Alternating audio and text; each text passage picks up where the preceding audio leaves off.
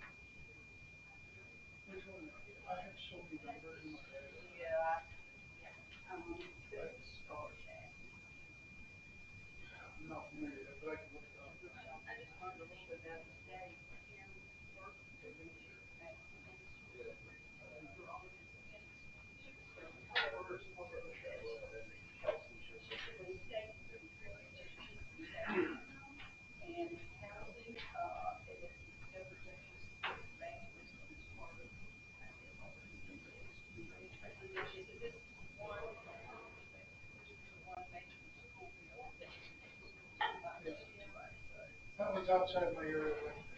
So, yeah.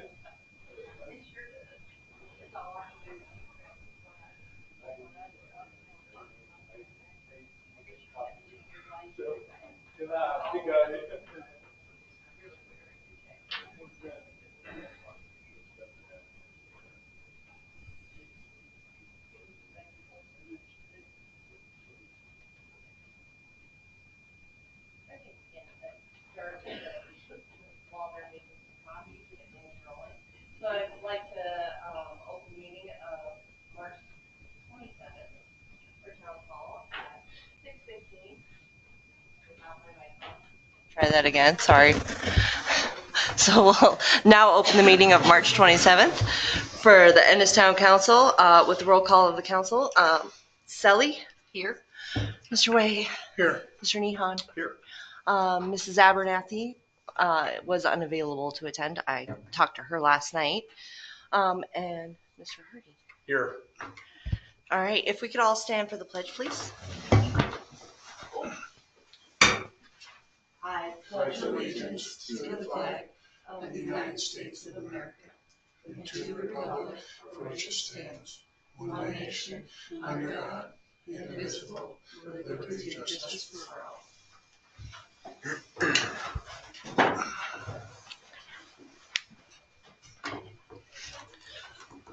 I will wait for the clerk so that if there's notes for public comments.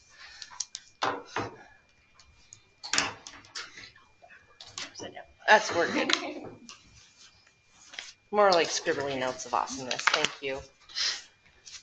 All right, we're going to do public comment on the agenda items and then the non-agenda items, and that's so that when we go into work session, you've had a chance to speak before we, so that we can kind of just get into our nitty-gritty amongst the council. So first we'll do public comment on the agenda items.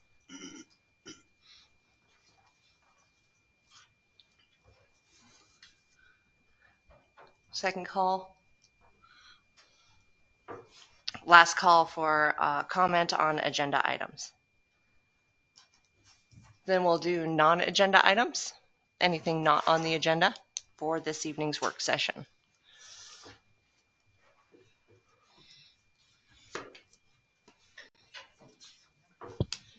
Myron Walmo. I just have a question. I thought this is the employee health insurance work session. Is that omitted by mistake or on purpose, or? I can't answer that. We haven't received our officials from MMIA. So as soon as they provide those to us, we'll schedule a work session. Thank you.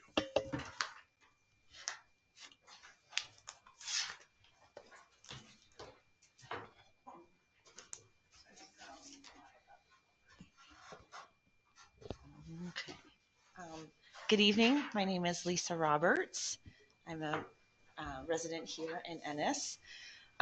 Dear Mayor and Commissioners, I'm respectfully expressing my concerns regarding the ongoing lack of resolution following the expiration of the Memorandum of Understanding with the Madison County Sheriff's Office, now approaching nearly 2 years. This prolonged period without a formal agreement has left many residents, including myself, with unanswered questions about how law enforcement and dispatch services are currently being managed and what the long-term plan entails. The residents and taxpayers of Ennis deserve an open, honest, and public conversation about the options being considered for dispatch and law enforcement services. The community should be informed of the cost, benefits, and disadvantages of each potential scenario. These are foundational public services, and decisions that impact them must be made transparently and with the public input. Dispatch services in particular are too important to be decided unilaterally by the mayor or any one official.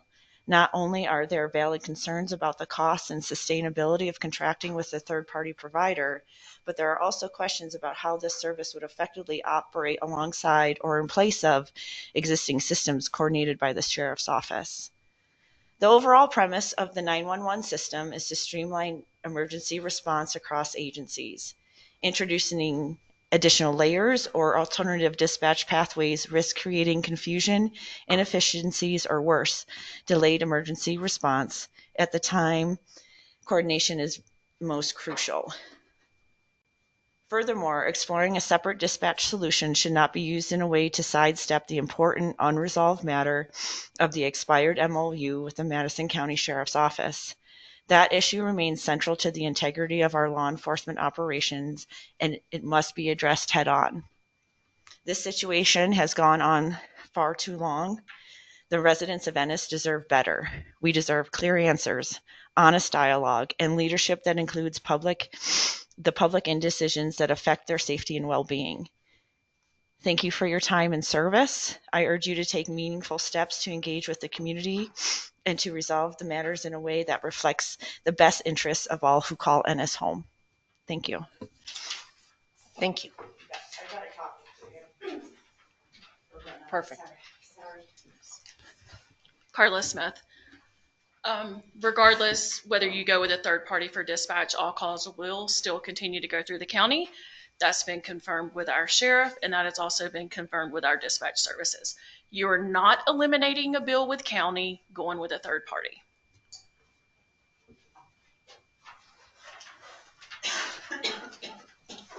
Nikki Jenkins.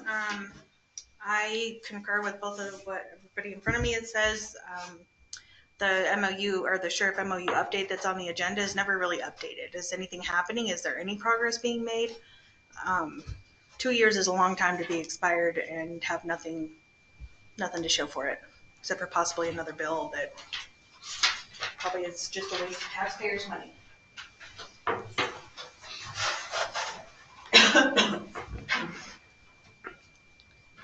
Last call for public comment on non-agenda items.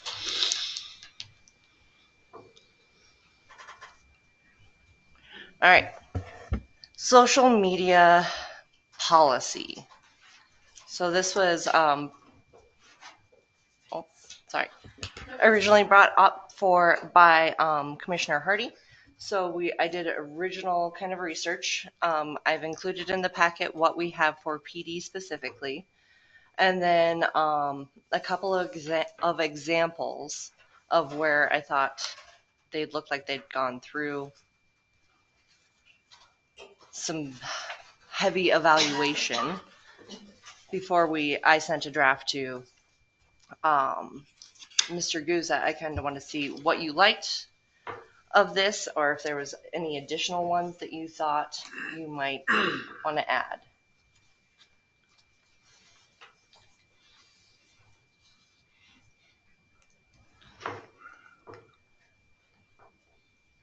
As you kind of go down the rabbit hole, there was policy that was directed more towards like public involvement, staff involvement, the who, what, when, where, why.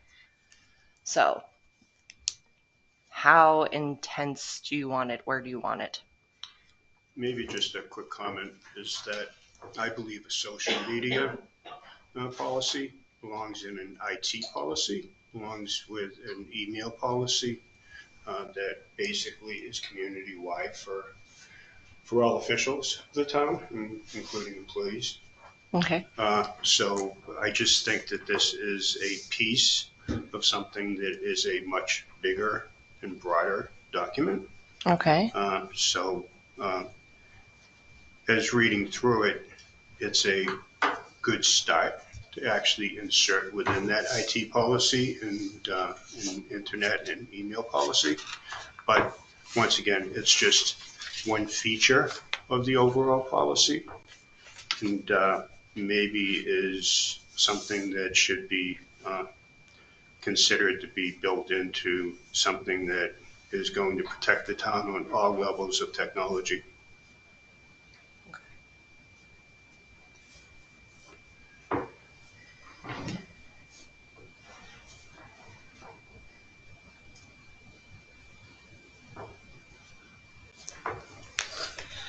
So you're thinking like a 3-component piece. Yes. Okay. And if you look at the state policy, the state does have some guidelines for communities to follow. So I think that it all sort of fits in, right? There needs to be a training available to all town employees. There needs to be an understanding of email policy, of usage of all town technology, and privacy policies and other things that actually fold into an entire IT policy for the community. Okay.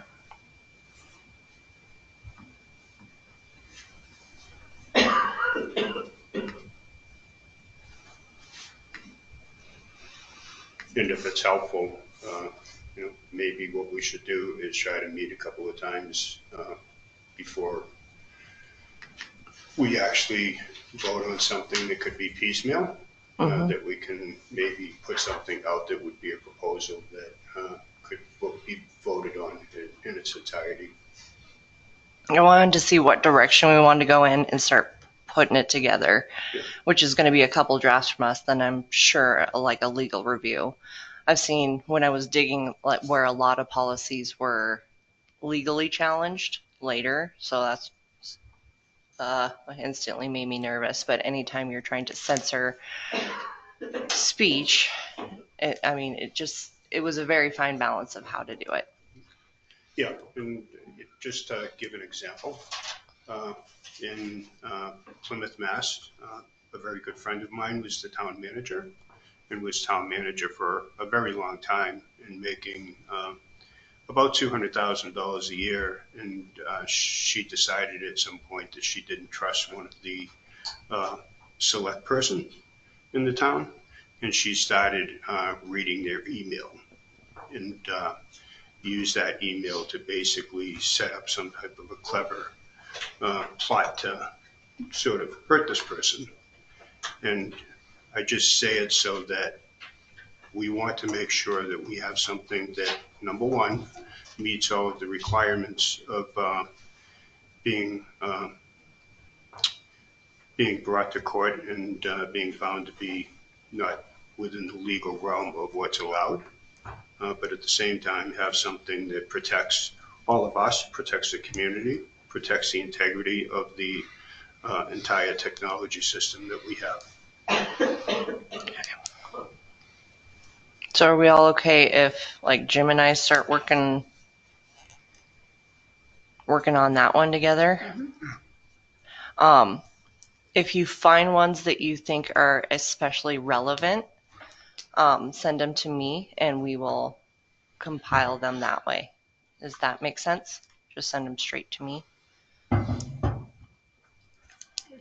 And once again, I mean, this is a great start, but to have actually an email policy that goes along with this, use of town technology that goes along with it, there's sort of three things that actually tie in very good together. It does, and I hadn't thought of it that way, and I like it all in one. So it's all done, and it's cohesive with each other. Exactly. Okay. And then we'll have to review PDs to make sure that it it's congruent. It's all matching together. This one was approved by Department of Justice, so that's why that one was included. And that's always the best policy, right? Right. Have something that's been approved by the Department of Justice, have something that's been approved by the state, by the Attorney General, and then you know that you're on the right path. Okay. Yeah, I think I've spoken with West Yellowstone and with their clerk there, and I think they're kind of a good working example in the area. Okay. Of, they actually have a city manager, but the clerks are given X amount of leeway to put informational stuff on, but the majority of stuff does require city manager approval. So, but maybe somebody to talk to that they might be like, well, we're gonna do some upgrades to our current system. So they are kind of a larger version of us. In an ideal world, we would have somebody that's gone specifically to public information office, and maybe not. I mean, Officer Moore has, but that might not be. When we ran into bigger incidents, that's not the person that I wanted running the information out anyway, because he's going to be. When we had the park and we actually had to declare the emergency and everything else, I needed him there to actually close the park, to do the evaluations, to meet with DES and all those things. So somebody else that was trained as public information would have been more ideal in my mind. Yes, because public information officers don't just cover this realm, but they cover something serious could have happened in town, and they could be the person that prepares the statement, and be able to release to the news and other things. So their responsibilities are very large, and they fall very much outside of IT director responsibilities.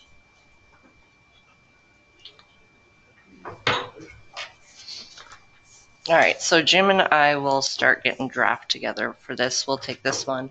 I'll look at West Yellowstone's, you said, was the other. Did they have some that you reviewed that you liked?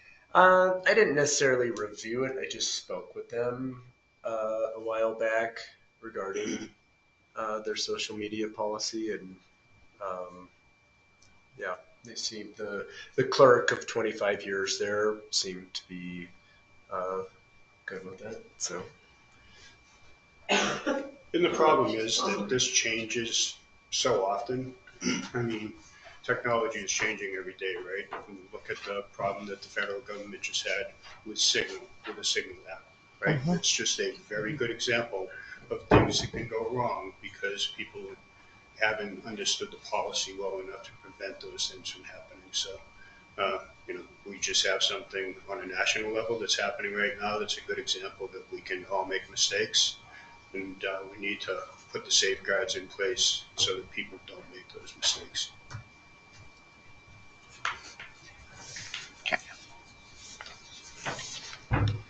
All right. That'll be some fun homework.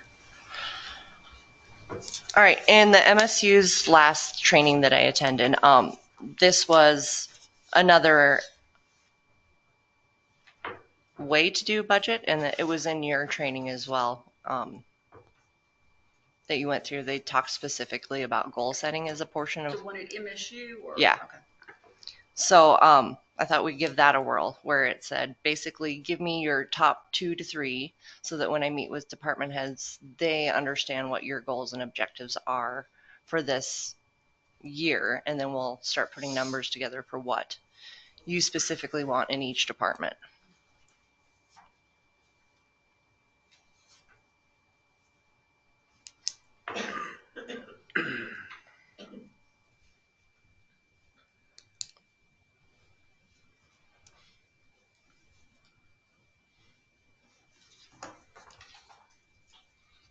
But in the handbook, it said to have it as a discussion point in a work session. So I'm following the handbook's guidelines for this. And this is primarily for the budget going forward. Yes.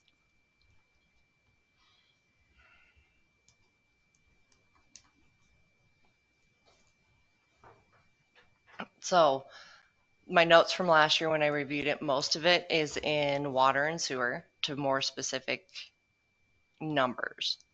And that a lot of people, well, when we went through it, there was always comments about the library's budget and how she puts it together. And just, it's a different format than just the lines of numbers and everything else. So just kind of my notes of seemed to like how Karen put hers together and how it was understood. And John puts his together in a similar format. And just maybe a thought, and I could be completely wrong, but if we propose 3 different ideas that we would like to see incorporated, and when you're meeting with the department that we are discussing or that we have offered some suggestions for, would that commissioner be able to maybe be part of those discussions? I think we can. If there's multiple at the same time, then we'll just have to post it as a quorum. But not a big deal. And not as to trying to prevent there to be a good discussion. But I think that one particular commissioner who's offering a recommendation, that if they could be part of that discussion without us appearing to micromanage, because we don't intend to micromanage, or at least I speak for myself. So at least having the opportunity to hear the discussion and hear the options and maybe be part of what that final budget piece looks like for that particular department. Just sounds good. Food for thought. I agree. You okay with that? Yeah, that sounds good. And we don't need to be there. I think it's up to the commissioner who offers the idea or the concept or the recommendation to decide if they, want to be there or not. So I don't think that it should hold back the process at all. Not intended to do that either. Okay. And I actually have my goals. Of course you Man, you weren't kidding. You said you had all your stuff written down. All right, shoot. Water rate increase is probably number one item that I would like to see. So we're at least eligible to receive certain grants, because we're a responsible town and we charge enough for our rates. I want $5,000 for a resort tax committee creation and pushing this into the future. And then the third item would be property acquisition for the water tower. I think I don't know if we've set aside money for this. It wasn't. It was one of those ones that was identified in the capital improvement when we went through it the other night. So I'll incorporate those ones that we talked about as well from the 12 capital improvement. Since we checked some of that off as our high priority, some of it not necessary. So I have all those. But it's top on Corey's list for making sure that I put acquisition in there. Land acquisition for the water tower.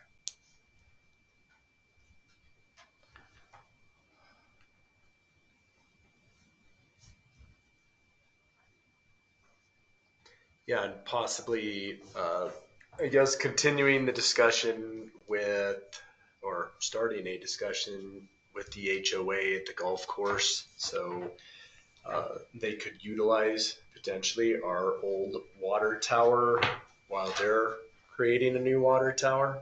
So cooperation. Yeah, I think there's some good discussion that can come around that, including that possibly just a single mobilization cost, if we can find a way to do them parallel.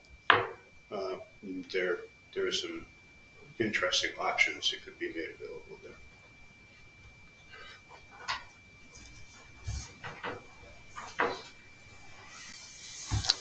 And again, I think as soon as legislative session's out and we know our numbers and where we're at, That's a big thing. it will change that plan, or we'll be able to at least make the plan. Remake the plan, I guess, because we made a plan, tried to execute the plan. The plan may have gone out the window. We may now need to make a new plan. So, but when we know that for sure, Yeah, and I think it would be. and that's a good planning board discussion with them That's exactly. to coordinate the planning board and us together as soon as we have those answers. All right, Corey's got his top 3. Are we going in order or does it matter? If you have your 3, I'll take your 3. If you end up with 5 later, we can add 5. Well, my very first thing is it was brought up the other night, about the fire hydrants, and it was mentioned about the fire hydrants not working behind the nursing home there. I think that's something we need to see about. I know we were talking about parts, then they're being so old and those kind of things. My husband made the comment when I was telling him about it. He said, well, if you get a serial number off of those, and you were mentioning, he said, right. you can look for the pieces, and there are places that specialize in just old parts for whatever, that has a little shop, and, but I think that if that is not, and I may be wrong on the way that was said, if it's not functionable or if it's not up the way it really should be, I think that's a big priority that we need to think about and see if we can get that figured out over there. So with What those that's- ones, I guess I'll Really? clarify it so that Okay. you know. That one is identified on our water PER. It wasn't one of the top priorities. So now, since we went through that PER, we've been in a 2 per year rotation so those are budgeted for every year, that we make sure that 2 are purchased for replacement. And then we are prioritizing. Originally there were 16 were the oldest that the parts were harder to get for. So any that we'd known were leaking were very first off the priority list, so that we weren't watering anybody's lilac bushes. Okay. Those ones are all done. All the leakers are done. And now we're to the ones that we can't get parts for in the future, or they're obsolete. And then after that, it's any of them that are the lower. They need a riser to them, basically. Okay. They're harder for our trucks to hook into. So we do have our 2 for this year. Okay. And we're just going to keep rotating through. Through them until. And then every spring we do our pressure testing for ISO. So, and this year we have our new diamond map, so that'll be able to go straight into there. All those ratings, before they were all cataloged on little pieces of paper that we had sitting in a file cabinet. Now they're all digitized and into the map. And so we can shoot those straight over to the fire department when they go through their ISO ratings, so they have the full picture. It's easier for the insurance company when they go through. Okay. The other thing that I wanted to ask about, it may not really, I guess it's part of a work session. I'm learning all this stuff with you guys, so you have to tell me that's where we need to talk about it or not. John and I were going to work on Grandma's Park down here. Would this be something to talk about, or is this something if I have a few questions about it, is this the appropriate place to do that, or to ask about it? Or budget items for it. Well, there's a $1,000 grant, so I don't really know that that's. We've got tables ordered. Yep. Okay, so you got those ordered. So what I was wondering is would there be any objection if I have more than $1,000 donated? I mean, if we can have resources and some other things, can we make it nicer than just $1,000? I guess is what I'm asking. I believe we've talked about this before, and there was a committee set up with Palmerton. Palmert, and Lisa Roberts, who I think is still here. Yep. Yeah, Yes. I actually have. And I think they put together a plan for that park in draft form that was never enacted on in the last year. And so they're 80% there, Okay. in my opinion. I don't Okay. think we ever saw the draft. Yeah. Okay, I was just wondering, I know my son-in-law, he told me, he said, he's doing a big job over in Bozeman, and he's gonna be out. And I mentioned to him that Ginger had said, well, it'd be nice if it was fenced around, and I went to the park a couple times, just looked at it to see, and you fence it, yes, but then do you close it off? How much do you close off and deer in I there think and those I kind think of John's things? right. Where Yeah. Ms. Roberts had somebody do a really cool plan. I think it'll be okay, just so that we answer the questions and it's. Yeah. Do I need to budget more? I guess is my question. I can bring the plans to you. Ms. Palmerton and I met. Wayne Freeman, the principal of Cushing Terrell, he's now retired, graciously donated his time to come up with 3 different plans for the park, kind of a low cost, medium cost, whatever. It's the size of a postage stamp. So he had some really great ideas of how to incorporate it. I'd be happy to bring those over. They're just on like trace paper essentially on there, but I'm going to see if I can copy them and maybe make a digital copy for them. One of his big things was is that spruce tree is really old and decrepit, and it would probably need to come down. And the Tree. elaborateness of the plan.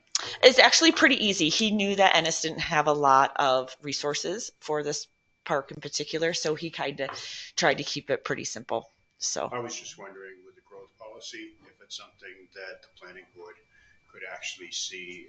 Absolutely, I'd be happy to. I just I'm available. Just and I'll bring those buys, or I'll try to copy them so they're available to see. It was a very just simple drawing and with ideas to kind of launch from. So, but he that's what he does for a living for probably 40 years, and so he had some really great ideas from working with different communities, and it was something attainable for our community with our limited resources. That would be perfect, and then we can actually put them into the budget for those items, or let them choose which way we're going. Sure. That's amazing that he did 3 renditions. Really wasn't really that is kind of it's good to know that's there, but I guess what I was asking more is, do you mind if somebody just gives the city money for that? I guess it'd be an easier thing to say. Is there a problem with that? If somebody says, hey, I want to donate all the lumber, or somebody says, I want to give you $2,000 or to make it whatever and get it done and to be nice. That's what I was wondering, is if that's possible. I'm the person that always worries about the liability, so. Well, see, those are a lot of things about how much do you make it where is it a park? If it's a grandmother's park, to me, I kind of picture it more as very low key, somewhere that if during the events, people wanted to go and sit down on a bench or a picnic table and eat their, say, the hunter's feet or something. But then I thought it'd be nice if you did have a grandmother that's got maybe a 2 or 3 year old toddler, and they at least know that the toddler can play right here while they're reading their book or something, but there are some things that, like I said, my son-in-law said, I've got all these materials left over from fencing, and I'd be willing to donate those from Bozeman Fence, and, just different things. So I thought, well, I'll just ask. I think anybody could make any kind of donation. You Absolutely. You can't if it's specific to park. You can't donate to the police department. You can't donate to the court. But they have donated to the tree board, for instance, yes, exactly. and donate a tree in that type of scenario. Those things you can. And I'll be happy to walk you through the plan. It was really pretty simple. One of, I guess maybe the one big thing was like some kind of shade structure, because just having benches out on a hot park, just people just don't utilize them. So it's like, how do you draw people into that space and to utilize it? So there was some great things, and we can personalize it, I think, is what he tailor it to our community. So there's, and you can almost do it in like a phased scenario. So why don't you 2 get together and go do it? Yeah, That would be great with me. I'll be happy to provide those plans. No problem. Just to throw out there once again, there's liability. Liability. Let's say someone comes in and says, I want to cut down the tree. Well, you want to make sure that they know what they're doing. Oh, they have to be They're licensed, insured and and all licensed that. and all of that. All that That's stuff. my only point. That whatever we take for in-kind contributions or materials or whatever, that we make sure that there's no liability for the town. Yep. Because No, I get you on all that, yeah. Okay. And just for what it's worth, for discussion's sake, it's the tree board's obligation to do some tree or arbor type maintenance within the town. So that would be a perfect use of some funds, or Yeah. depending how tall the Yeah. tree is. So So we'll have to put that in You spent the, some time with them a couple of months ago. with who? You spent some time with them a couple of months ago on some project, right? The tree warden? The tree board. Yeah. Yeah, I'm the president of the tree. Oh, nice to know. Yeah, you mentioned it like, gosh, you were here maybe a month before me, so it was, I remember when you mentioned it one day, you said something about the, arbor group and stuff here, so anyway. Yeah. so on the budget part of that, Corey, your portion is mostly for putting in new trees for tree board, correct? Okay. I guess it's as part of that, and I'll have to fit it in. The willow trees that are behind the library near the storage, there's one that you can actually like stick your arm all the way in. So as we're talking about some removal, I'll have to figure out some tree removal costs as well. And then, so keep that in your mind that there might need to be some replacement in the back, is what I'm saying. Oh, yeah, but as far as like if the tree board is responsible for our budget would need to be drastically increased, because I think it's only $30,000, which I don't think would cover the cost of A tree. 3,000. Yeah. It's Yeah. typically around that. Yeah. It's actually part of the Okay. definition of trees. A tree city states that we have to do some sort of tree maintenance. So it's one of the rules. Do you, as far as if somebody is licensed and insured, bonded and everything here in the state of Montana, can you use their services? I don't think so. I mean, Depends how tall the tree is. well, If you've got experience doing it. the guy was, great. the one I was thinking of anyway, he's taken down trees for me in North Georgia on all of my commercial property and stuff like that. So Okay. I was just wondering, because sometimes I can call in a favor, and say, hey, like, you want to come to Montana for a week, and, so those kind of things. Corey, so then can I give you a little bit of homework? I know it's removal's not in the tree boards kind of section, but maybe a little bit of inventory with Eric on the ones that we know are in deep decay, and maybe also with the Lions Club, because they're facing some challenges down there. So maybe a little bit of inventory of what's going to. We do have an inventory, an official inventory from a couple years ago. Okay. And a touch base to see which, because Lions Club mentioned a couple that are there in poor condition, or they're not there anymore, so it's okay. A couple of them blew down. Okay, sorry, give you homework. It's all good. Bob Bailey's actually going to get in touch with Eric already Okay. regarding that. So we'll look at for budget stuff, some of the park stuff with Sally, and once we get those plans, then we'll know what to put in for the parks. Parks is always really small, like Lisa said. Well, actually, that's just it. I wasn't wanting anybody to put in any money. I thought we were lucky to get the $1,000, so I was like, hey, I'll just chip in some. I'll get somebody else to chip in some, and we'll make this thing really nice, instead of just kind of half doing it. I thought we could really make it something that would be nice, whether it's plants, because you got to think about all the things like who's going to water them, who's going to maintain them, who's going to take care of those kind of things. So you can't, there's a certain amount of, it's like a home. You've got to plan ahead on everything that you do. What needs water, what doesn't need water, who's going to take care of it. If you've got deers coming in, can you have poop everywhere? Is it really somewhere for little kids to be down on the ground? So, there's a lot of different things. But. Okay, so I have some parks on yours, and we get into those discussions you're going to be my person. What else you got in your budget stuff that you're looking for? It's really, again, not a budget thing. I don't need any money for anything, but you did mention a while back that you wanted us to think about what is something in case of an emergency that we needed? And I was wondering if everything went to heck in a, let's say Yellowstone blew up or, something. What is our communication system? Do we have, I know we were talking about not having certain generators and other systems. Do we have a way to communicate or get in touch with each other? I mean, if I, that kind of thing, I guess. Emergency services, more of. Yeah, so there's an emergency operation center, which is here, correct? And also down at the fire station. The fire station is the only powered one. Sorry, it's kind of hard to have this discussion with the discussion in the back going as well. Thank you. So currently the only thing that can operate without power would be down at the fire station. We did have the generator at the lift station has a coil that is no longer made, basically. And at the same time, that generator was never built to run both pumps in full operation. So Eric has priced out a new generator that'll come out of sewer probably next month for $36,000. Don't quote me, but I think that's right where that was at. And then we'll have to do the rewiring. So I'm thinking we're going to hit more like $40,000 to upgrade the generator there. While we know we can't get a coil for that, we deemed that that generator still only has 17 hours on it.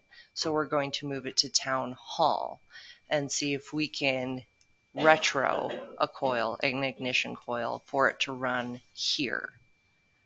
Because currently we got 60 minutes of operation time without power here at town hall. Would it be safe to say that you're really asking if there's an emergency management plan for the town? Well, not- what does that well, consist of? yes, I guess an emergency management plan, but I was just pretty much, I mean, just to be as blunt and honest as I can, when I came into this, no one said there's packets, no one said this is how you do it, and you probably learned that too. You just are learning as you go, and that's what I sometimes I don't know what I'm asking about, so I just have to ask, and when do I ask it? Is it okay to ask this during this particular part of the meeting? Because there is things like that I was curious about, because y'all were talking the other day about being able to communicate, and I talked about the water downtown and having a couple of shutoffs, and we were addressing certain things if emergencies happened. And so I was just wondering, if there's a central number that you call, if there's a place that you go to, that kind of thing is what I was asking about that. Well, I can tell you something that's sort of helpful and interesting is that 3 weeks ago, I became a partner with T-Mobile and Starlink. Okay. And that in the event that there were an emergency here, I could have equipment here in a couple of hours brought in that would provide complete internet service, all data, and calls. And they actually would bring in devices, mobile devices for people to be able to use that would be synced to the system already. Okay, that's good. And the emergency plans, depending on what kind of event it is, are constantly updated. I want to say it's, Joe's going to be upset with me. So DES, just LEPC, Local Emergency Planning Committee, meets every month.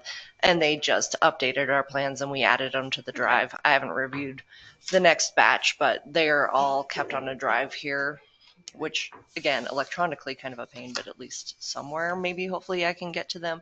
And every incident that we have, whether it be, it's usually like the structure fire is a perfect example. The county DES comes down and assists and helps coordinate resources for us. And when we had to declare an emergency for the park, they come down.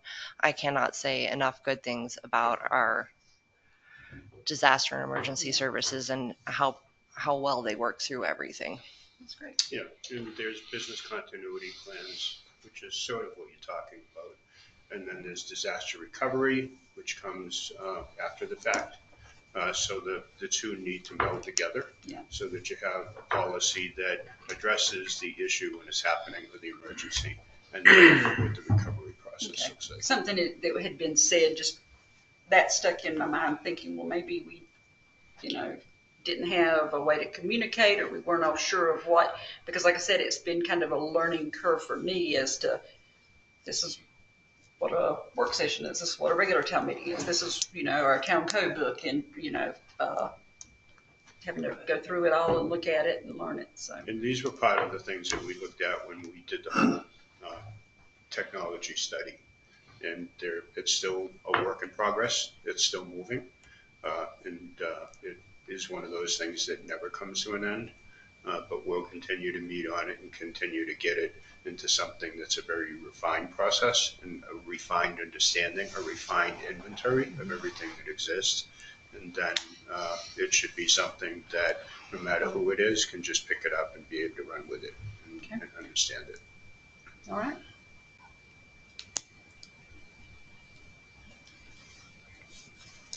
I still have generators for emergencies on your list.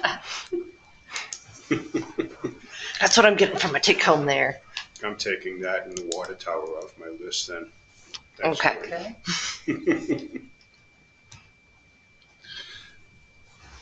I wouldn't be the good fiscal conservative that I am if I didn't bring up these things.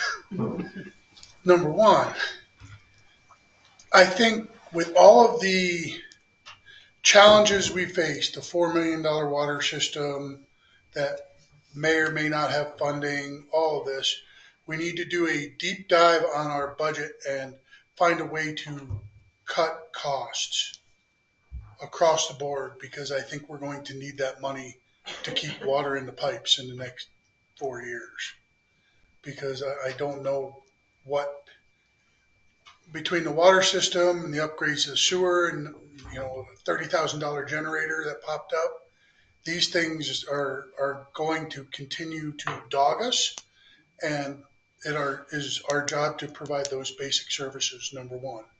So I think, we ought to look at the budget and figure out, creative ways to cut 10% across the board. I think it's a good idea. Number two, I think we need to solve this sheriff thing before we talk about the budget. This has been going on for way too long. I know the sheriff just invoiced the town of Twin Bridges 17 mils, and the town of Twin Bridges is paying it for that service over there. So, and that's the same what they charged us, I believe, was 17 mils. So if we're looking at 17 mils plus 130K, we need to have a discussion on how much our police force is actually costing us for a 1 mile by 1 mile town. And I think we need to have that discussion before we do a budget, because it's going to drive, as I said, I'm a fiscal conservative. It's going to drive cost savings across the board. I look at the police force as an amenity to a 1 mile by 1 mile town. And if that amenity is now costing the current budget plus 17 mils plus 130K, that becomes a very expensive amenity. So I think we need to solve that issue before we budget for this year. And those are my two big things. Cut some money and solve that before we move ahead. Very good. I think House Bill, is it 333? Correct. Yeah. Will also be very indicative of what that can and cannot look like.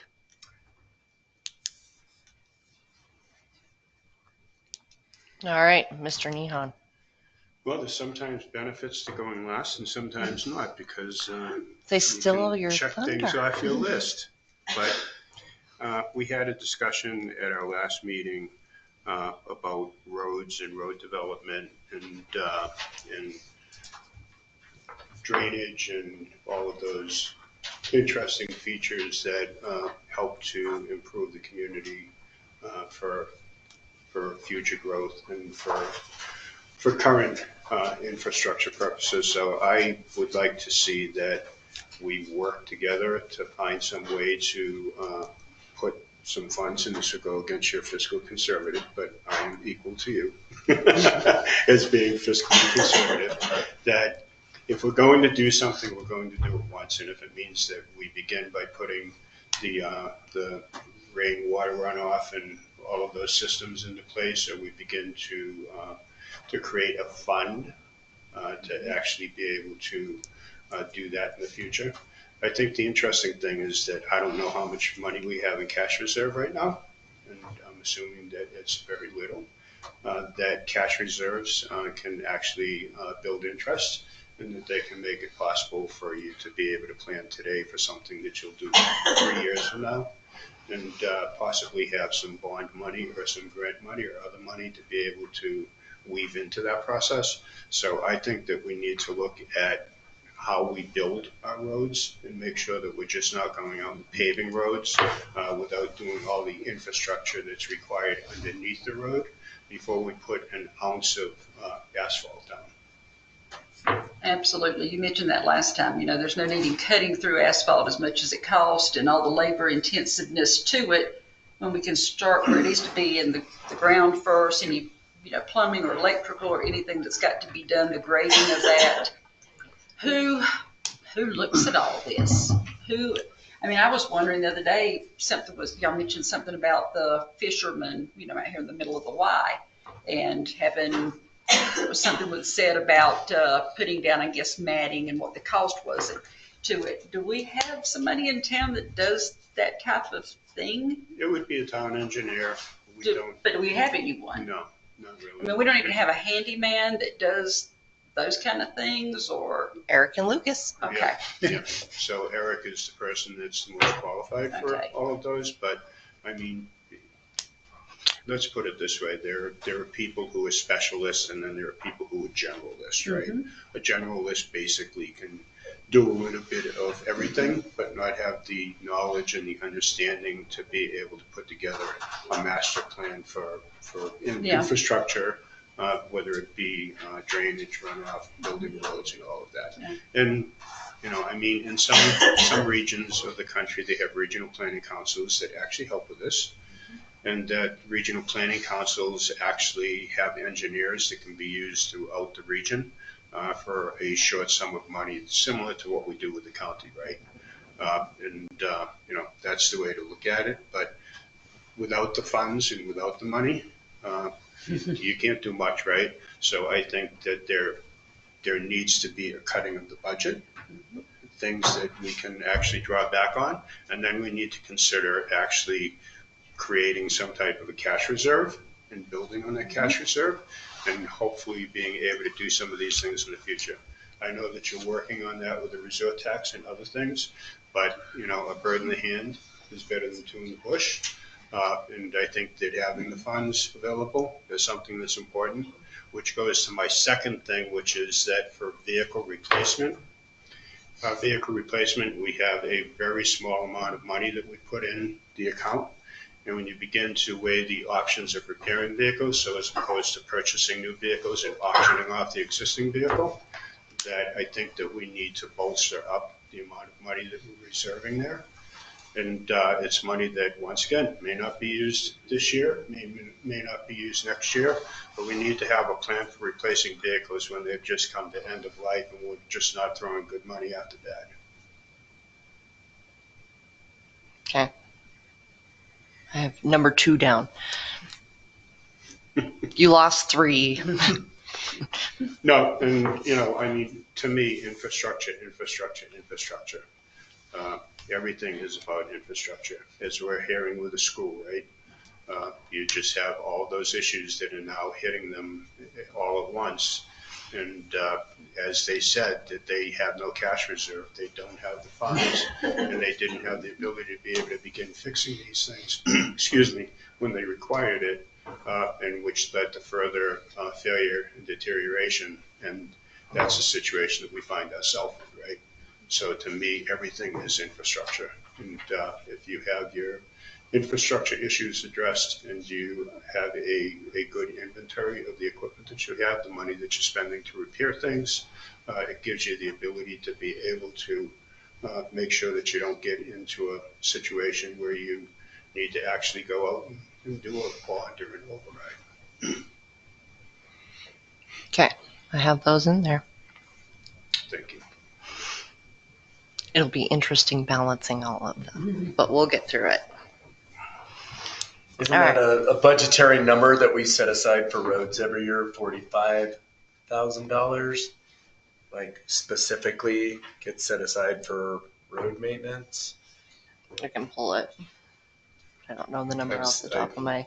I don't know why. For some reason that sticks in my mind, but I mean, I'm going to quote our public works director. He's like, I don't think we should pave any roads until we get everything done.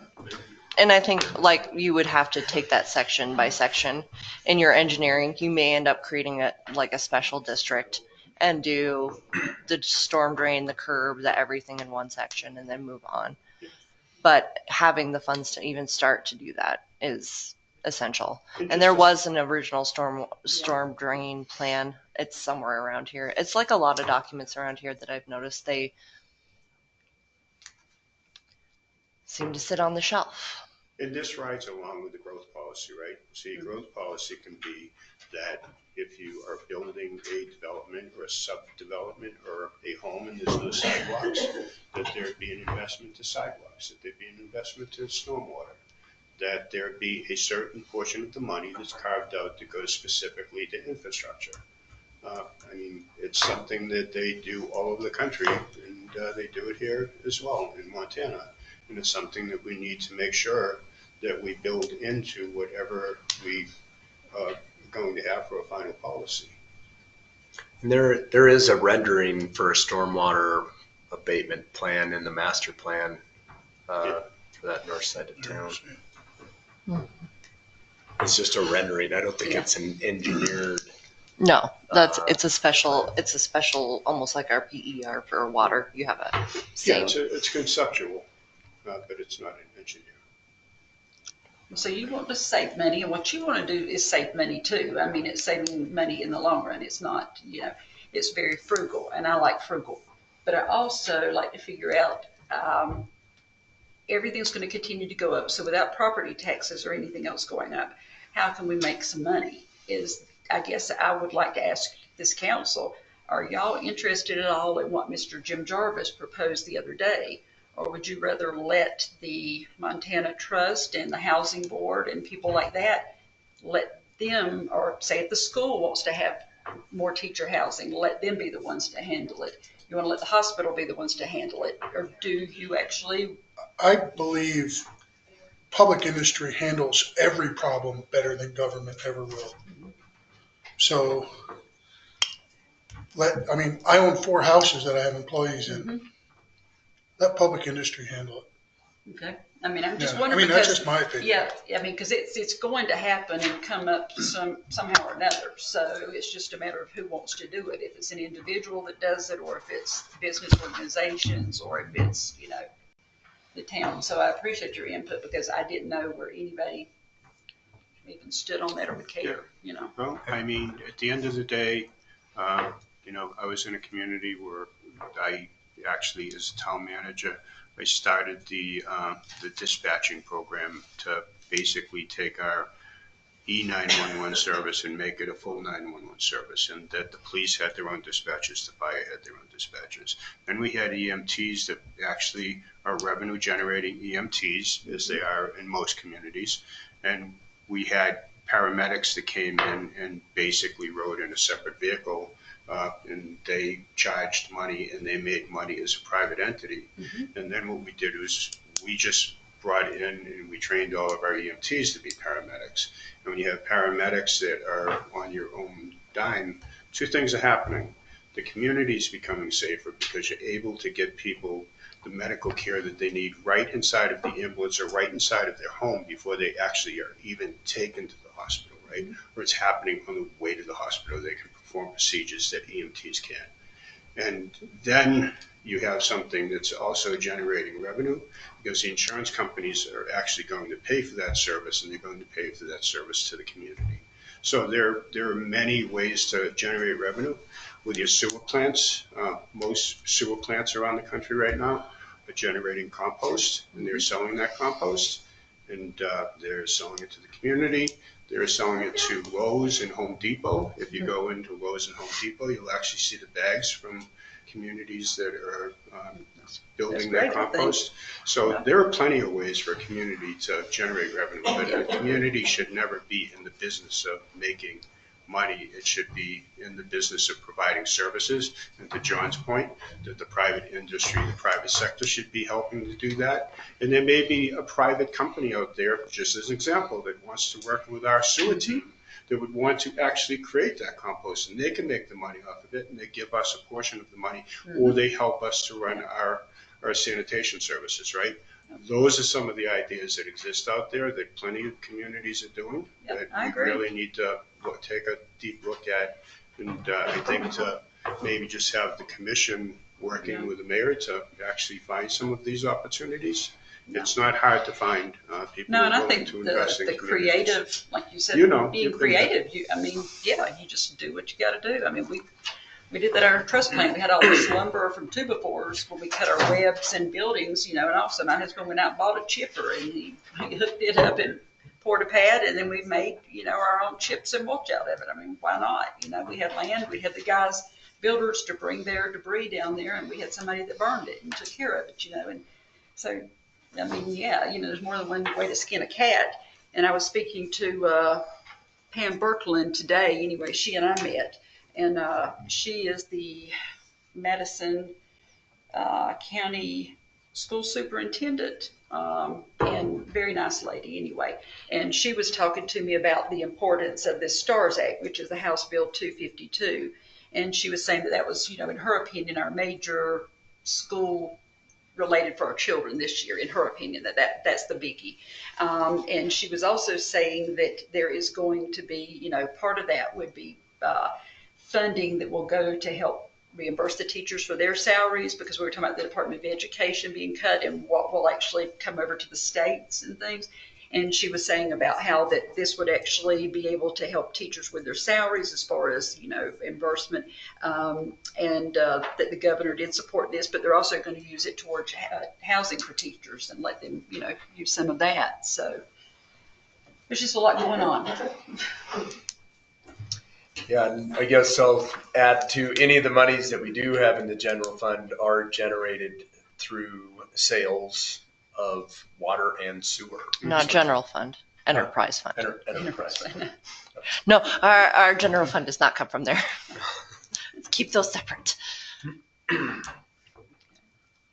So, but we have to get our water up and running first before we can do affordable housing. Yeah, and you or got to housing have trusts. Gotta have water in the pipes first. And there's two different problems there, right? We had this conversation with the growth policy the other night. You have water, and you have the limits of the water that you actually have coming out of the wells, but you also have an aging infrastructure, and there are two different problems. And if the infrastructure fails, then you have no water. So, you can say that you have enough water to be able to adequately provide to the community today, but with one major failure, you don't. That all comes to an end.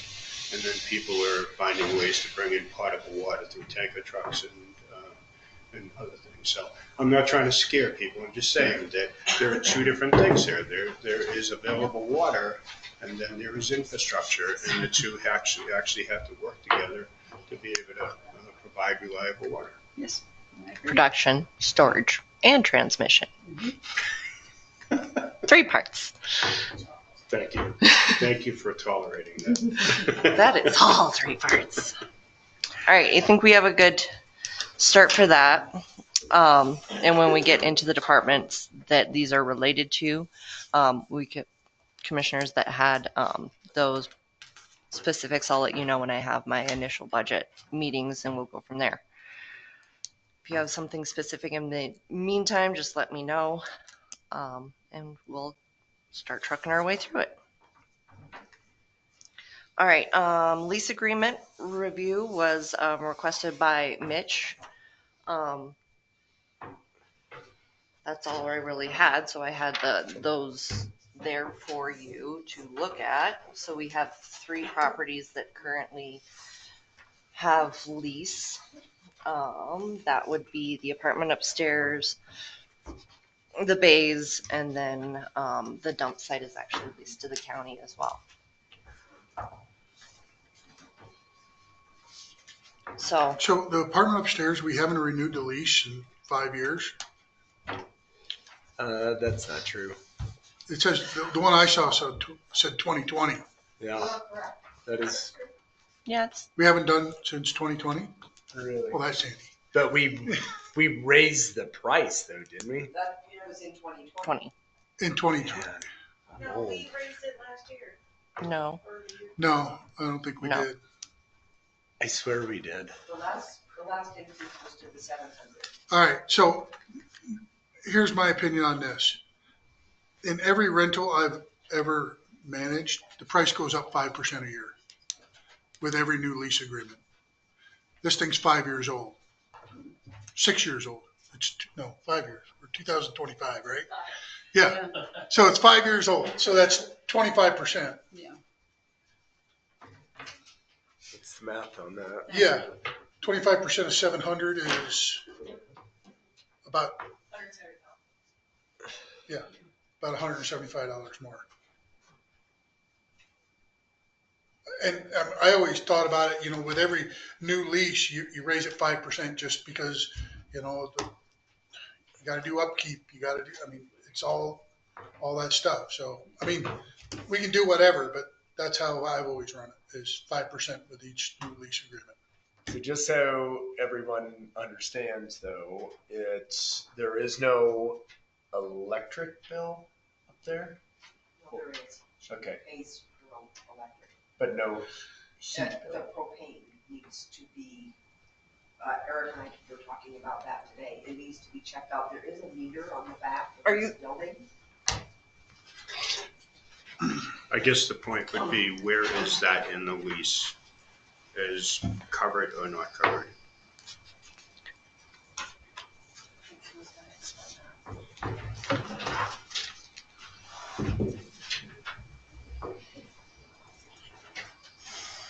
That's a great way to do it. I was trying to flip how sometimes you have that little thing, it'll flip the document around.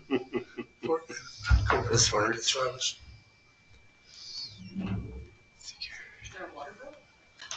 Utilities, landlord shall pay all assessments for water, sewerage, and propane. Tenant shall be responsible for garbage, electricity, telephone, and cable. Correct.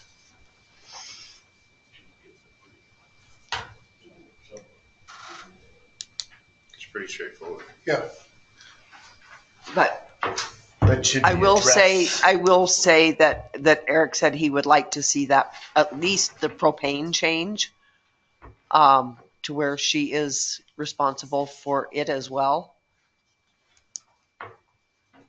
So that would be something that we just would need to have someone come out that's familiar with that and swap it out. Does it run off of electricity now and you're willing to put it to propane on the heat? Is that what No, it she is? does she has propane heat Yeah, as but well you as want a some second- electric. You want a separate meter for that unit? Is that what the thing is? I- Okay. I believe that's the case, but he did say earlier today that he found a meter on the back here, and we're going to investigate that tomorrow to find out exactly if that is working or if it is for the heater for up there, the propane heater. So he'll have to do his discovery on that. Okay. So that would be both fuel sources would be metered. So we're Yeah, kinda good. electric is separate already. And then, of course, her phone, internet. So the number 4 hadn't been happening for 5 years. I would just say that on this, that as a person that has been a landlord in the past, that I always included the gas and the electric, because if the person becomes negligent and doesn't pay their bills, then I run the risk of broken pipes or other damage to the property, And that's why I have always included that and made it part of what the total lease would be. You did that because you're very diligent about your own property too, and you want to make sure it's taken care of, and you also probably don't want your credit to be hurt by them not paying it or something if that ever happened. So I understand, I mean, I get it both ways. You know. It's just being vigilant. That's Yes. Well, I mean, you gotta be that way. So yeah, according to four, we as the landlord, the town of Ennis, are paying the water, sewer, and propane, Right. and they're paying electric and Right.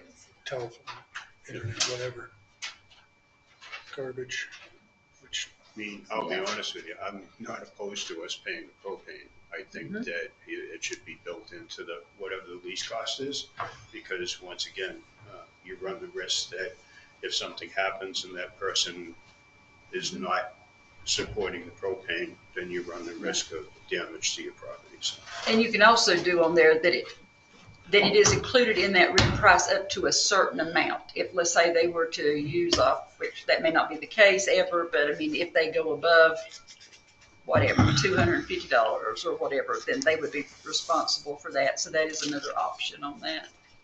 Depends on how efficient it is up there, I guess. Yeah, I personally set my propane down on my main level down to like 50 degrees.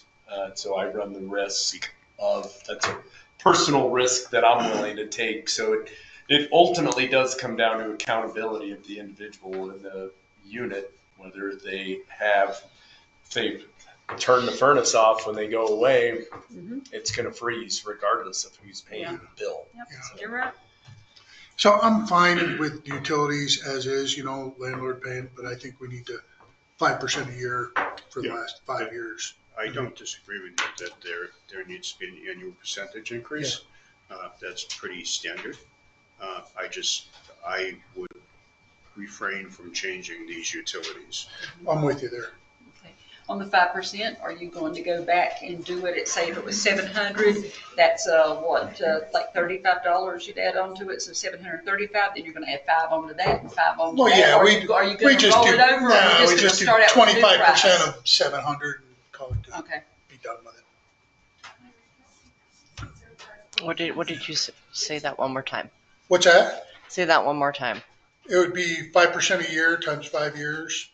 So that would be 20, and now be 25% increase of 25% of 700. You said is 175.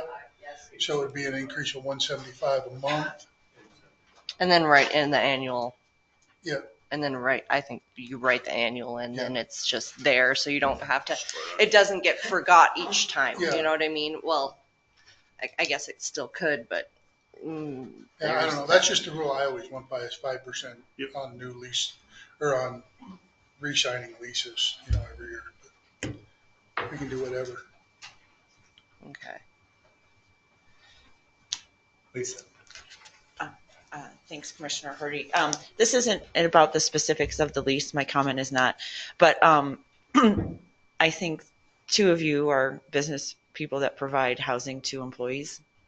And I was just wondering if you would maybe recognize that that's an asset for the town of Ennis and that it could be a tool that you could leverage for, I believe we're always trying to hire public works folks. So that could be something. Instead of renewing a lease for a non-employee, maybe creatively think of how that could benefit the town of Ennis and our employment pool. I agree. Thank you. Yeah, I think it's, for what it's worth, like Public Works years ago, we were going to utilize, their health insurance benefits were going to be what kept individuals here and working for Public Works. But I don't know.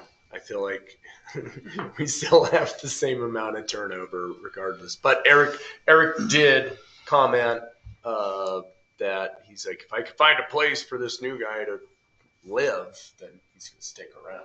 So, like a permanent house for him to purchase. Yeah, I'm all for that. I provide a lot of housing for people. Sir?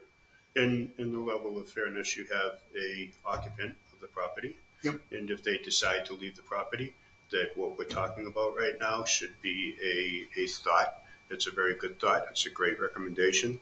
And I would just encourage us to make sure that we have this documented someplace so that we make sure that if we get in that situation, we can seize the opportunity.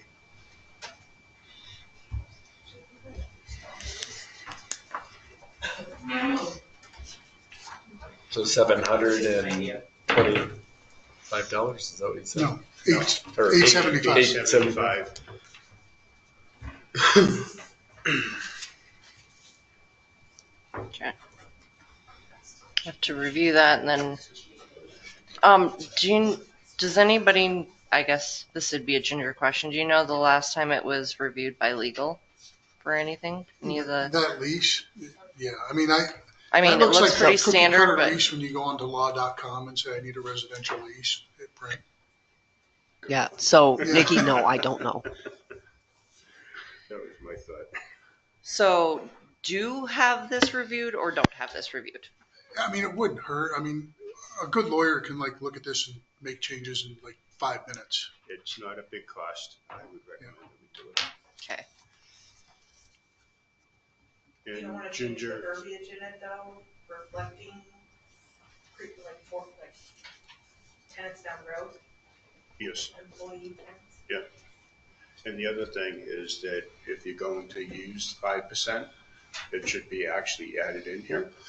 Yeah, should be a mention of it, you know. Right, yeah. So you want to make sure that this is reflective of all the conversation we just had. Yeah, I have that. And Ginger, you're going to still pursue checking that meter that's out back, just to We will. give us some idea if it's Yes. connected or not. Yeah, I think she said you were doing it tomorrow, gonna look at it tomorrow and just see, you know, yeah. Yeah, Yeah. okay, Okay. thank you.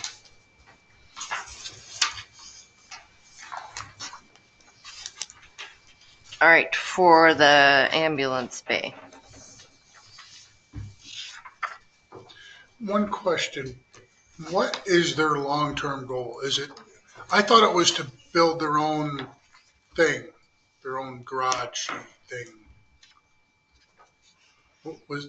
Is that still in the work? I mean, is this still a short-term solution for them, or is this like where they live?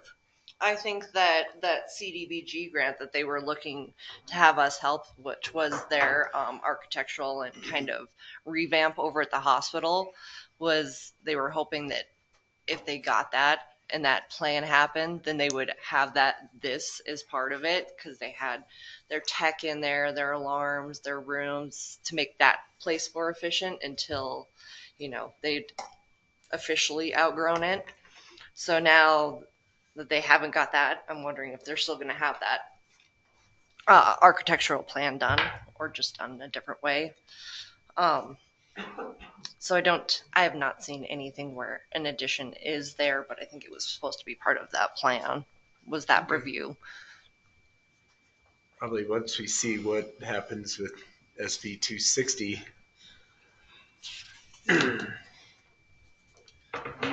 But Alan Rohrbeck will tell you, he said it last night, that they have outgrown their facility, and this current facility is not made to receive additional growth. There was no future Yeah, they're kind plans of for it. wedged in there. Yeah.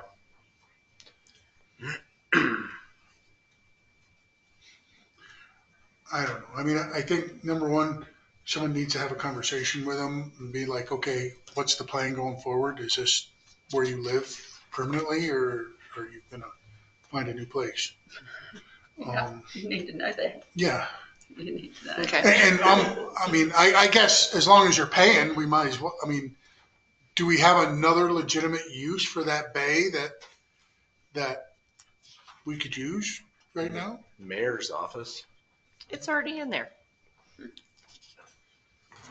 And again, I'd say at this point, like, 5%. we don't have a legitimate, a full drawn out plan that we have chosen to pursue.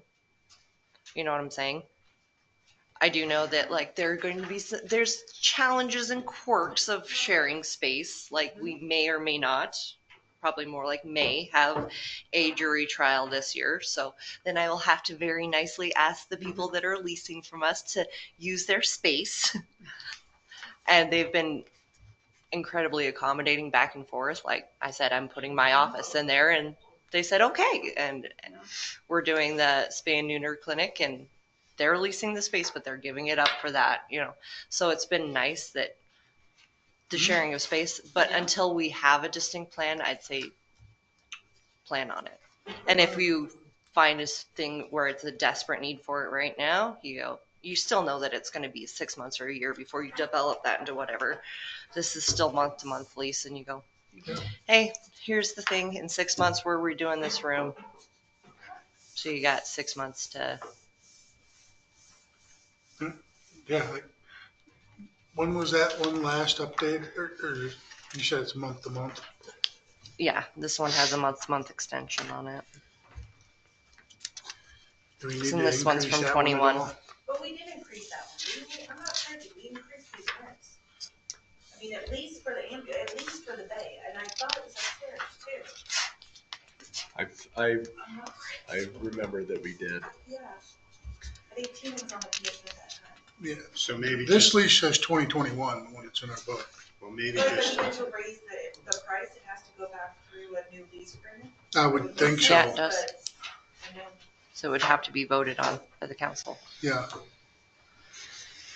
and interesting is I don't see a lead paint disclosure on the upstairs. That's but why when I compared these two, I'm like, this seems very current. Yeah, Even though they're 1 year apart in their signatures, they are not even close to each other. yeah. There's such a disparity between these two. This is a real legal document. This is something. Law This is something from the web.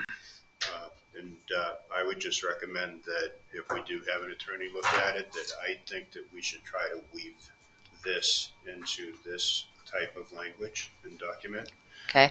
Because insurance and lead paint, there are some other things that appear in this document, which is well done to this, which is very, very weak. So. Okay.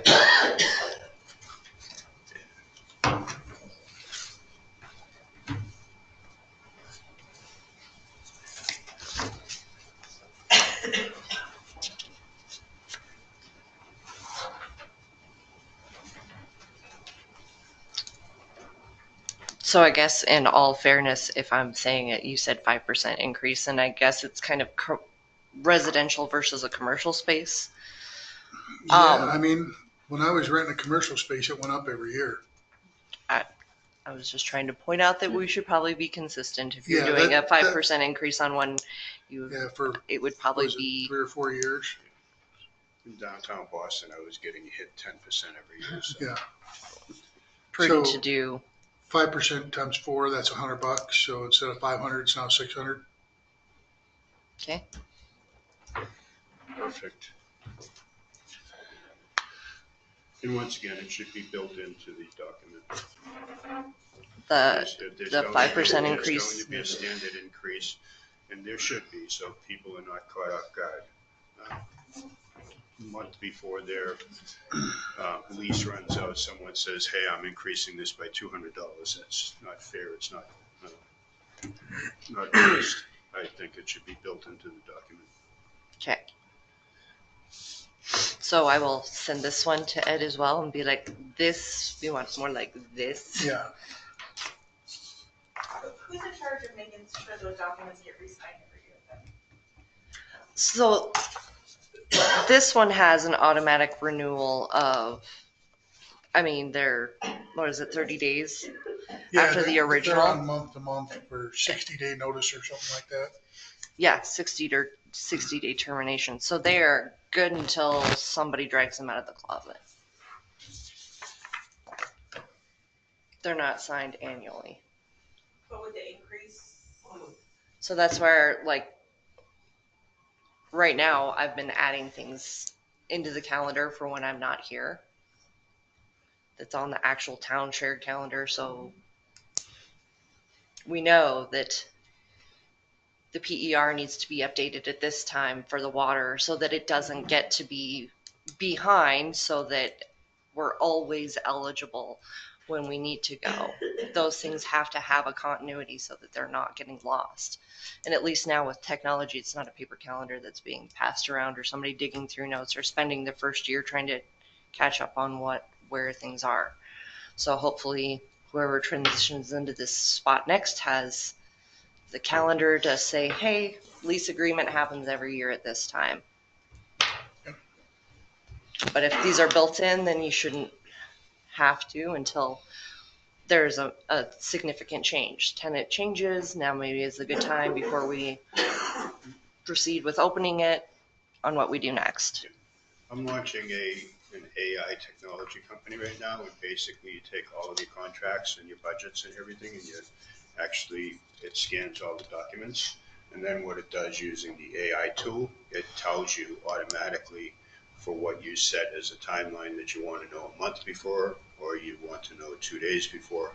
You can set it, and it actually tells you everything that you need to do, and it has reprocessed all the documents so that they can basically their signature ready. Nice. That's very nice, yeah. So creepy, so cool. I just throw it out there because No, maybe it's an amazing idea. maybe we ask them to do a pilot program or just an opportunity to hear what they do. But just throwing out there that there are plenty of solutions out there that are arising through AI that give you the ability to have something done in seconds that you're actually taking weeks to do in some cases, including analytics and KPIs and all of those things. All right. Last lease.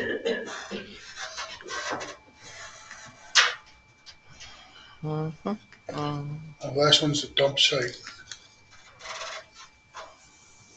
Personally, I think that one, we haven't signed that with the Whites in like 20 years. And they don't even own it anymore, do they? What's that? They don't own it. Yeah. Yeah, whoever owns it, we need the Whites, according to this, own a little corner of that road that you drive in there on. Or the Whites or whoever owns that dirt right now. So we need to solve that one. Yeah, the last one was 2001. Ralph Hernandez was the mayor.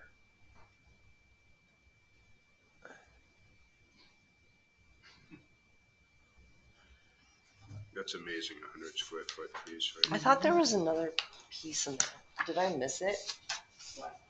In the dump folder? Maybe it's not. That's a bad. That had the town property being portioned to the county. It was not in that folder. God bless you.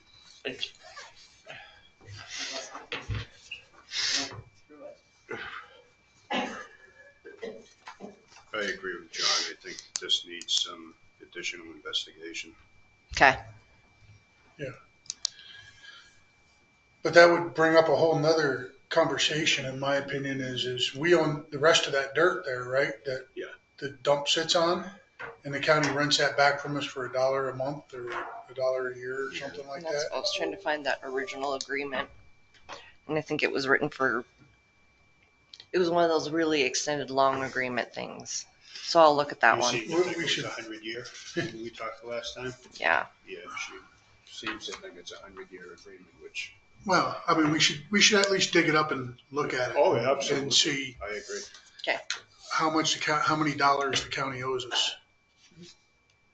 I never believe in not turning over stones and seeing what's underneath it. All right.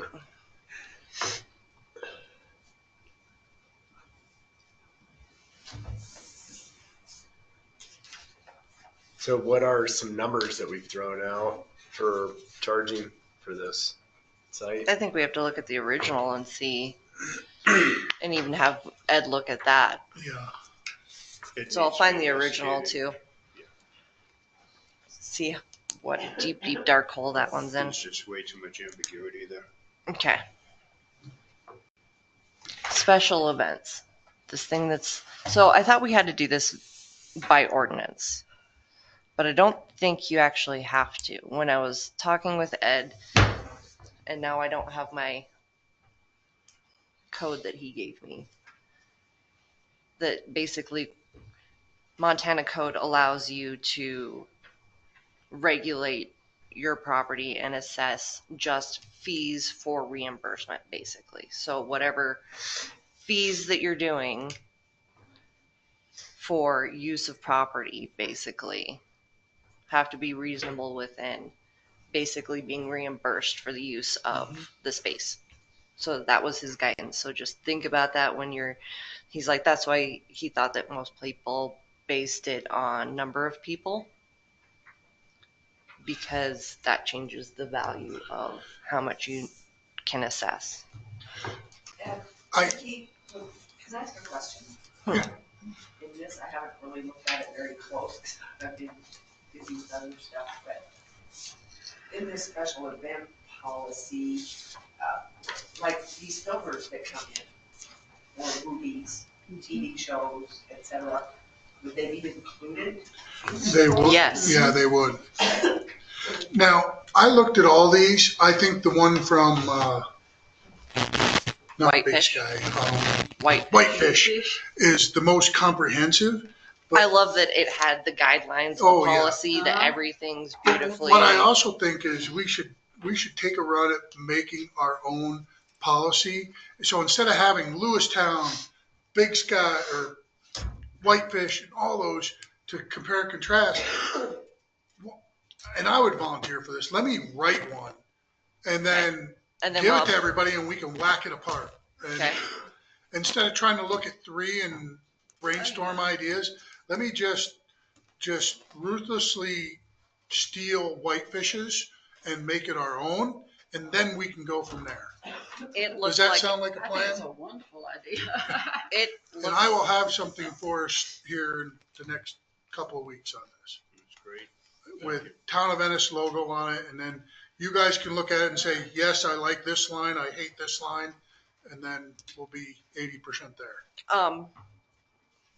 Get with me on, like on theirs, they had timelines. Yeah. And so we can use kind of what we've used for our encroachments. And I will say that that's part of my frustration is I will get an encroachment permit set before me because they're doing it in 2 hours. And I'm like, I feel like maybe we should have a little bit more planning and a requirement for like when these things are due. Because sometimes, well, the filming one wasn't a massive amount of time, actually. I think I totaled in, there was 56 emails, which is 56 emails. If you said that was a minute a piece, it's still an hour, but it was not an hour's worth of time.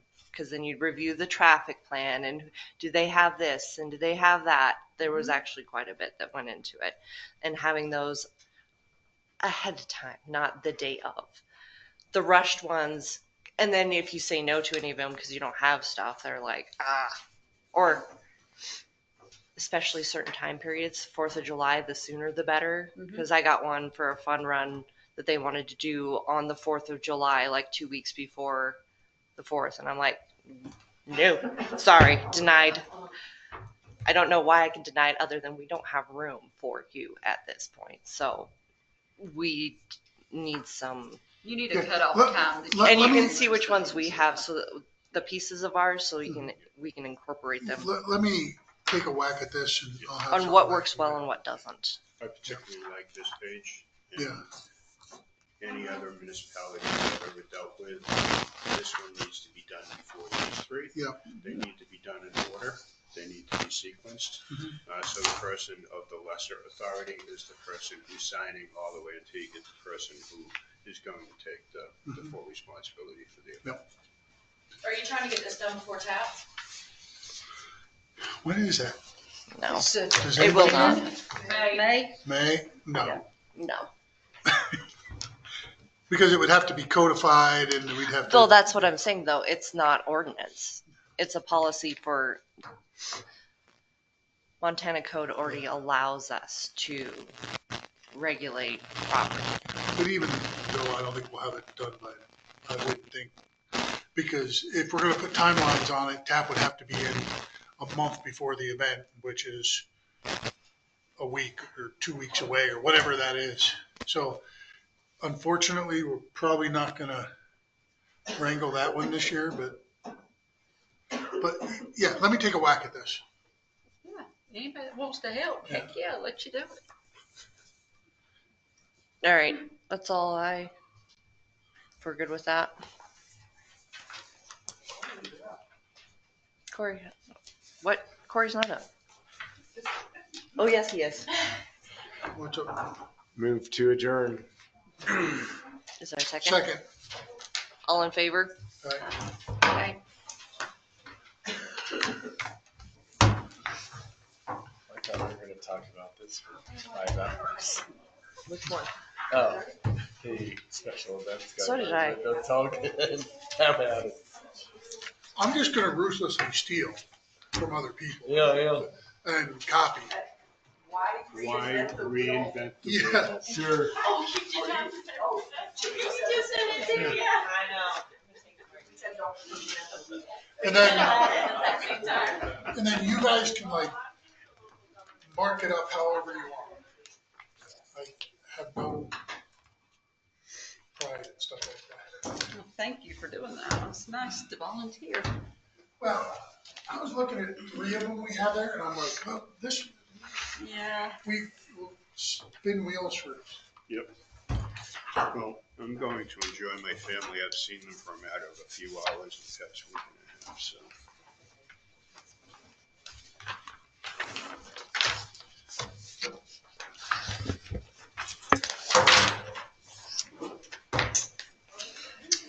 That was very productive.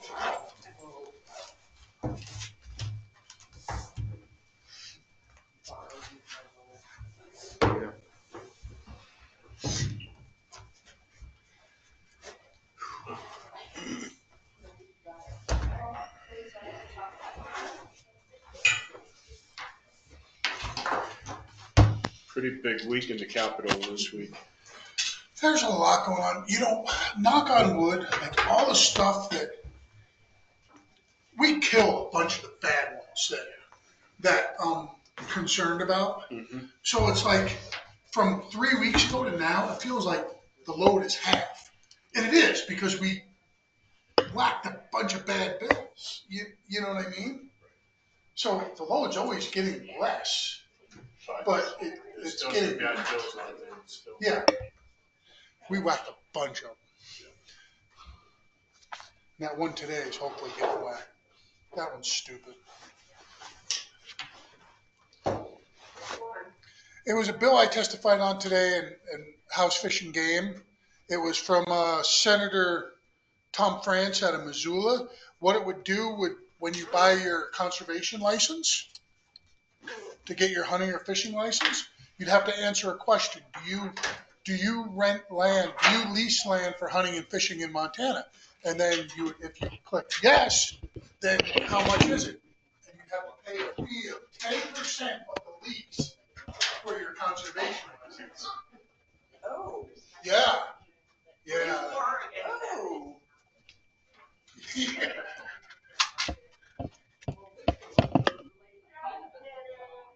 My whole testimony was, look, I lease land for my customers to hunt and fish on, but I do it under an LLC. That LLC has never bought a conservation license. That LLC will never buy a conservation license. And does it say, all right, so does it say the managing members of the LLC? I own 51% of it. So do I have to do it? Kayla owns 49%. Would she have to do it too? So, yeah, I mean, property owners came out, stock growers came out, Fish Wildlife and Parks came out against it. Like, no. Yeah.